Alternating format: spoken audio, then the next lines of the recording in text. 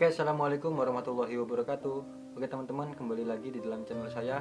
Oke teman-teman, pada sore hari ini saya akan membahas 5 keris sakti yang ada di Indonesia. Oh ya, sebelum teman-teman tonton video ini, jangan lupa teman-teman untuk dukung channel ini dengan cara like, komen, dan subscribe, dan dibunyikan untuk notifikasi loncengnya supaya teman-teman tidak ketinggalan dari video-video saya yang terbaru. Oke guys, langsung saja kita langsung ke video selanjutnya. Oke teman-teman, yang pertama untuk keris sakti yang mandraguna yang ada di Indonesia, yang pertama adalah keris Empu Gandring. Nah, keris Empu Gandring ini adalah keris pusaka yang terkenal dalam riwayat berdirinya Kerajaan Singosari di daerah Malang, Jawa Timur. Keris ini terkenal karena kutukannya yang memakan korban dari kalangan elit, guys. Singosari termasuk pendiri dan pemakainya keris tersebut, Ken Arok. Dan keris ini dibuat oleh seorang pandai besi yang terkenal sangat sakti yang bernama Empu Gandring.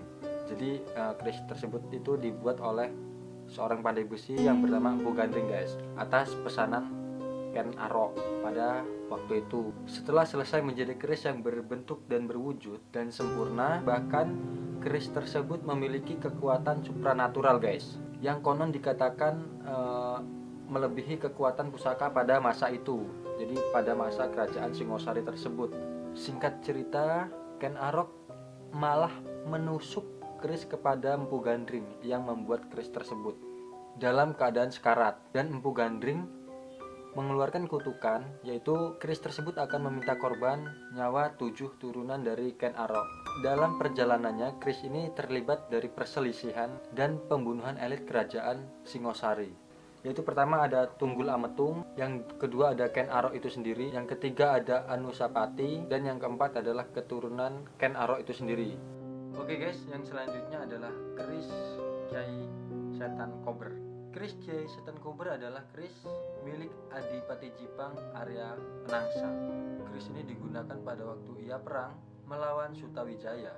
Suatu saat tombak Kiai Pleret menembus perut dari Arya Penangsang yang saat itu sampai terurai, dan Arya Penangsang dengan sigap menyangkutkan burayan ususnya itu pada rangka ataupun sarung keris yang terselip di pinggangnya, dan beliau terus bertempur. Berikutnya Sutawijaya pun terdesak, dan kesempatan itu digunakan oleh Arya Penangsang untuk menuntaskan perang tanding tersebut dengan mencabut keris dalam rangka atau ngingga keris. Biasanya disebut di sana tuh ngingga keris. Dan tanpa sadar, mata keris dari Kiai Setan Kober pun langsung memotong ususnya yang disangkutkan di bagian rangkanya. Dan disitu pun ia langsung seketika tewas. Sutawijaya terkesan lihat betapa hebatnya dan gagahnya Arya Penangsang dengan usus terburai dan menyangkut pada hulu kerisnya.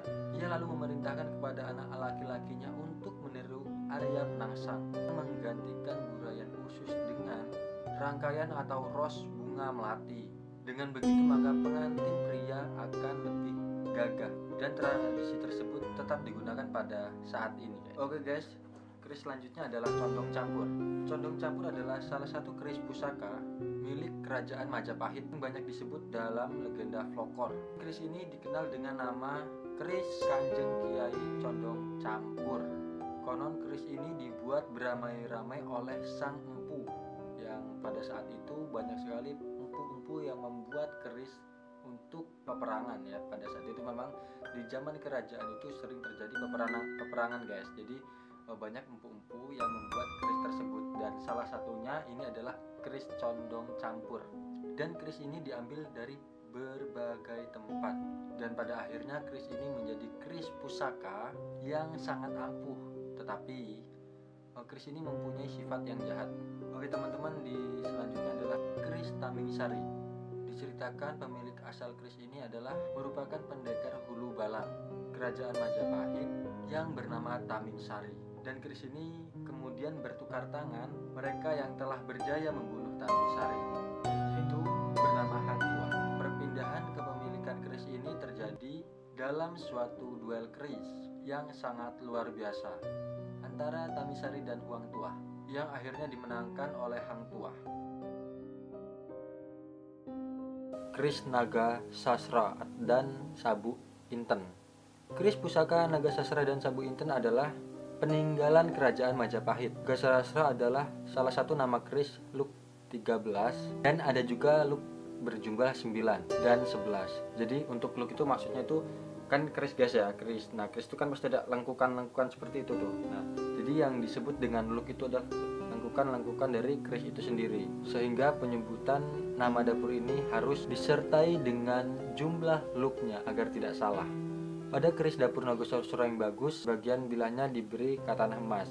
Dan pembuatan katana emas semacam ini telah dirancang oleh sang empu pembuatnya. Pada penyelesaian tahap akhir, sang empu sudah merancangkan atau membuat katana sampai selesai dan sesuai rancangan. Bagian-bagian yang kelak diberi katana emas itu adalah diberi berupa alur khusus berupa pamor untuk tempat pemasangan kedudukan emas itu sendiri. Setelah penyelesaian wilah selesai, dilanjutkan dengan penempelan emas oleh pandai emas itu sendiri guys, dari dalam kerajaan pada saat itu. Salah satu pembuat keris dengan adalah karya Empu Ki Enom, merupakan salah satu empu yang terkenal dan hidup pada akhir zaman kerajaan Majapahit.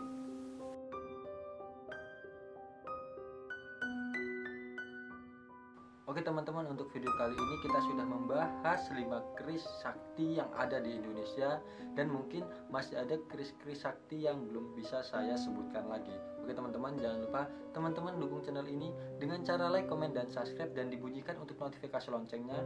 Dan jangan lupa teman-teman tunggu video saya selanjutnya, karena saya akan membuat tentang video 5 tentang video-video yang menarik. Oke guys, dan saya akhiri, billahi taufiq wal hidayah. Wassalamualaikum warahmatullahi wabarakatuh.